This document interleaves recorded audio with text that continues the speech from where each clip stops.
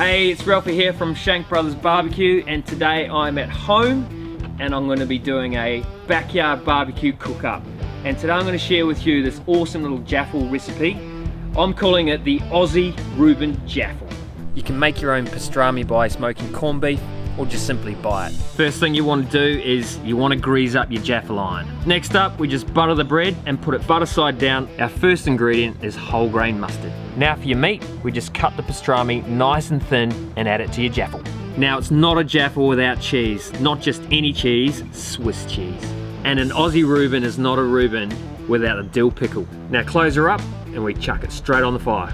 Depending on the size of your fire, it takes about 3 to 5 minutes to cook, but just keep checking. Look at this, guys, it's perfectly cooked, nice and golden brown. We're gonna cut it in half and have a taste. All right, let's give it a taste test.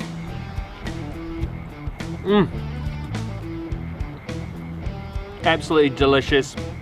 Guys, you gotta try this yourself in your own backyard. This is sensational.